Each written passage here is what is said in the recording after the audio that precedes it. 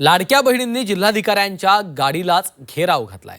वाशिममधील लाडक्या बहिणी आक्रमक झालेल्या आहेत। हप्ता मिळाला नाही त्यामुळे लाडक्या बहिणी संतप्त झाल्यात। जिल्हाधिकाऱ्यांनी भेट नाकारल्यामुळे या महिला आक्रमक झाल्यात। वाशिम जिल्ह्यात लाडकी बहीण योजनेचा हप्ता अद्याप अनेक महिलांना मिळाला नाहीये, त्यामुळे संतप्त महिलांनी आज सलग दुसऱ्या दिवशी जिल्हाधिकारी कार्यालयावर धडक दिली आहे। हप्ता न मिळाल्याची तक्रार मांडण्यासाठी जिल्हाधिकाऱ्यांची भेट नाकारण्यात आली असा आरोप करत या महिलांनी थेट जिल्हाधिकाऱ्यांच्या वाहनाला घेराव घालत जोरदार निषेधही केलाय।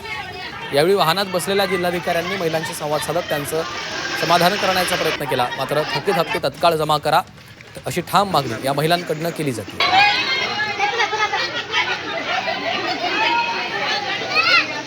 गणेश मोहोळे आमचे प्रतिनिधी सध्या फोनलाईनवरून आपल्या सोबत आहेत। गणेश, जिल्हाधिकाऱ्यांच्याच कारला घेराव घालण्यात आलेला आहे, काय नेमकं घडलंय? निश्चितच वाशिम जिल्ह्यामध्ये ज्या लाडकी बहीण योजनेच्या पात्र महिला आहेत त्यांनी ई-केवायसी पूर्ण केल्यानंतर बऱ्याच महिलांना त्यांना जो हप्ता होता तो मिळाला नाही, त्यामुळे संतप्त होत आज जिल्हाधिकारी कार्यालयावर त्या धडकल्या। मात्र जिल्हाधिकारी यांनी त्यांची भेट नाकारल्यामुळे त्या महिला होत्या त्यांनी जेव्हा जिल्हाधिकारी कार्यालयाच्या खाली आले तेव्हा त्यांच्या वाहनांना त्यांनी घेराव घातला।